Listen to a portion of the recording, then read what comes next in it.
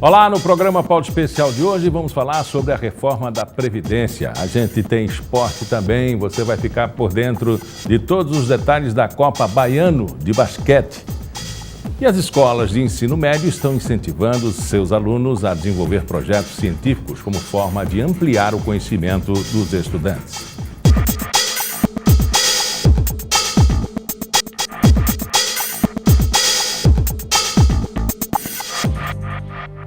A reforma da Previdência é um dos assuntos que tem tirado o sono do brasileiro nas últimas semanas. Como essa reforma pode atingir a vida do trabalhador? Quem responde a essa pergunta é o procurador-chefe do Ministério Público do Trabalho em Alagoas, Rafael Gazaneu. Onde prejudica a relação de trabalho, onde prejudica o trabalhador?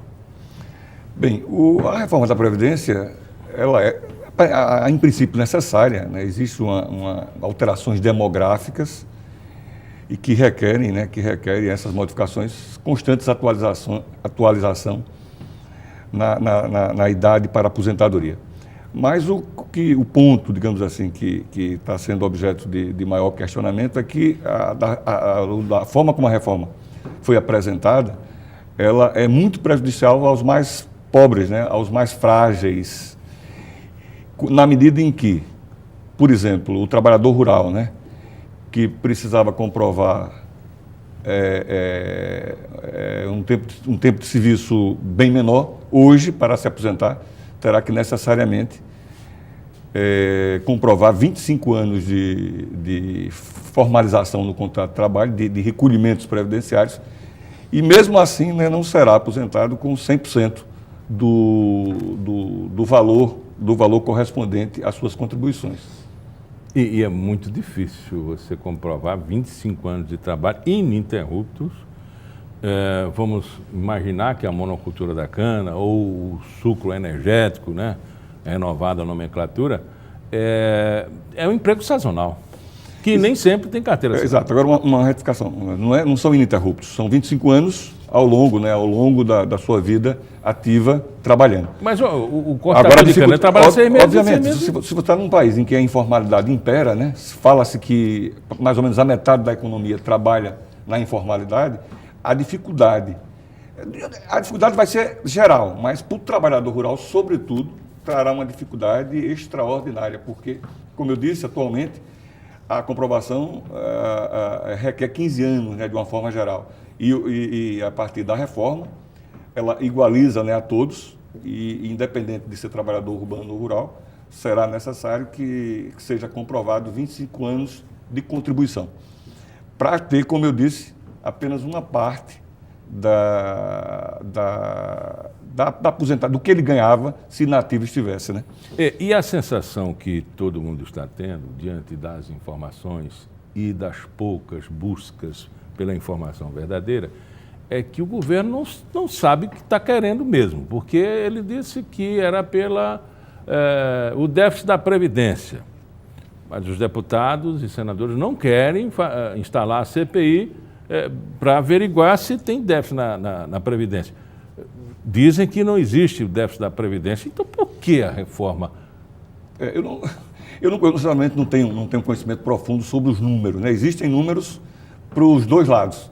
O governo comprova com números de que existiria um déficit assombroso, que ao longo do tempo, né, iria inviabilizar praticamente o país, né? À medida em que você teria que se deslocar valores do orçamento, por exemplo, da saúde para a educação, para pagar as despesas da Previdência. Mas existem também estudos, em contraposição aos do governo, que dizem que esse suposto déficit não seria do tamanho, pelo menos do tamanho que o governo propaga, né? E coloca várias questões relacionadas com a receita da Previdência, como, por exemplo, alternativas que o governo teria de taxação que poderiam ser direcionadas para o caixa da Previdência. Mas, como eu disse, eu não gosto de entrar nessa discussão dos números. Existe um fato que é indiscutível, né? Que são as alterações demográficas. Uhum. Mas o que significam essas alterações demográficas? Significa que a Previdência Social vai pagar a aposentadoria por mais anos. E na medida que ela vai, se a média de vida aumenta, né, se eleva ao longo do tempo, naturalmente o aposentado vai passar mais anos percebendo a aposentadoria. E isso, naturalmente, impacta as contas da Previdência. Mas é uma questão conceitual também, porque se aumentou a média de vida do brasileiro, a gente precisa imaginar que tipo de vida está levando essa pessoa que teve uma média aumentada. Né? Não tenha dúvida. Claro que tem que levar em consideração também esse aspecto. Você viver 85 anos numa cama. Exatamente. Mas isso resulta em despesas, obviamente. Mesmo que ele esteja vivendo em situação precária, ele naturalmente está recebendo algo da Previdência. Isso aí tem um impacto nas contas, não tenho dúvida. O problema é que a reforma, como ela foi apresentada, é que ela, repito, ela descarrega, digamos assim, uma conta muito grande em cima dos mais frágeis. Como, por exemplo, ela está exigindo a história dos 49 anos de contribuição de contribuição para se aposentar com os 100%. Tempo de trabalho. Tempo de trabalho. Se trabalhar 49 anos no Brasil é uma conta realmente excepcional, extraordinária, difícil de ser assimilada. O fato é que mudar a regra no meio do jogo, existe algum fato concreto, conceitual, filosófico, que questione essa mudança, já que a maioria dos trabalhadores, alguns serão bastante afetados, outros estão prestes a se aposentar, outros vão passar 49 anos, se for aprovada, né? Mudar a regra no meio do jogo, pode isso? Como diz Arnaldo. O projeto que foi enviado ao Congresso Nacional prevê períodos de transição, né? Isso está sendo objeto de discussão, obviamente que é uma proposta. Há sugestões para que esses períodos sejam ampliados e, obviamente, que vai haver uma mudança durante o jogo, mas, como eu disse, com previsão de períodos de transição, né? E tem também a outra reforma aí, que é da terceirização, né? O senhor falou no início da entrevista que não é só a reforma da Previdência. É um conjunto, né? É um conjunto. Entra a terceirização nesse conjunto. Claro que entra, né? São as 3 reformas que hoje afetam diretamente os trabalhadores. A reforma da Previdência, a reforma chamada reforma trabalhista, e também a lei de terceirização, que está na mesa do presidente da República para ser sancionada a qualquer momento. Ninguém sabe se vai haver veto, existe algum pleito nesse sentido, mas tudo está a indicar que a lei da terceirização, que foi aprovada pela Câmara dos Deputados na semana passada, né, será sancionada pelo presidente da República. Bom que se diga que essa mesma lei havia sido aprovada pelo Senado há aproximadamente 20 anos. Estava nos escaninhos da Câmara e foi ressuscitada e aprovada mesmo assim. E se prevalecer a interpretação que os empresários estão querendo dar, não sei se vai prevalecer, acho até que não vai prevalecer, ela seria da forma mais ampla possível, né? A terceirização contemplaria ou abarcaria tanto a atividade meio, que hoje já é admitida, como também a atividade fim. E não só do emprego, né, do varejo, do comércio, dos serviços, mas atingiria a todos. Né? Da forma como eles estão interpretando, que aí vai ter que haver uma discussão jurídica. Mas a forma como eles estão interpretando, em princípio, da qual eu discordo, seria a mais ampla possível. Né? Inclusive, falam até que a estrutura o setor público também poderia passar a terceirizar, inclusive para aquelas funções onde existe previsão de criação de cargos públicos. E uma situação que me chama muita atenção, por exemplo, aqui na TV educativa se entra por concurso, não é? Mas a atividade meio, ela tem contrato terceirizado. O HGE, por exemplo, existem diversas cooperativas médicas trabalhando. Eu não sei se hoje é legal isso, não é? Mas essa lei poderia dar legalidade a umas situações. Claro. Né?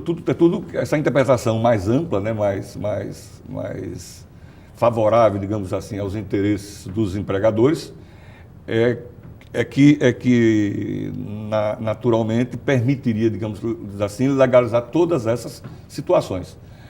E essa interpretação a gente, como eu disse, discorda em princípio, mas é uma discussão que só vai se instaurar depois que a lei for sancionada. Mas, na interpretação dos deputados e dos empresários, essa terceirização, a terceirização seria a mais ampla possível.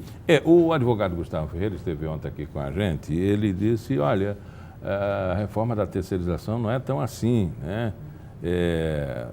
Na verdade, eles querem acomodar situações como dos restaurantes que contrata diaristas e agora vão ter que contratar pela terceirização. E tudo tem que ter carteira assinada, com todos os direitos. Vai acontecer assim? É assim a interpretação? A interpretação que está se dando é claro que seria essa, né? Em termos a forma de contratação seria através da CLT. Só que o trabalhador deixaria de ser vinculado ao tomador do serviço, né? Aquela pessoa para a qual ele está prestando serviço, e seria contratado pela empresa terceirizada. Quanto a isso, me parece que não existe discordância, né? Esse trabalhador permaneceria sendo regido pela CLT. Houve alguns mais assodados que falaram na famosa pejotização, né? A possibilidade das empresas pedirem para que a pessoa física se transformasse em pessoa jurídica, né? Um artifício, para se livrar da possibilidade do encargo de contratar esse trabalhador pelo regime da CLT. Mas me parece que essa interpretação não deverá prevalecer. Mas de qualquer sorte, abre o flanco, não tenha dúvida. E é tudo que os empresários querem, né? Porque eles culpam muito a CLT, a meu ver, de forma equivocada, pelos percalços no mercado de trabalho. E não vejo como a CLT tenha a importância que eles dão a essa questão. Né? Pelo lado do trabalhador, já se diz que vai enfraquecer o movimento sindical, né, que as relações e as cláusulas sociais, elas enfraquecem a discussão para o lado laboral. Esse argumento é inquestionável, induvidoso, na minha opinião.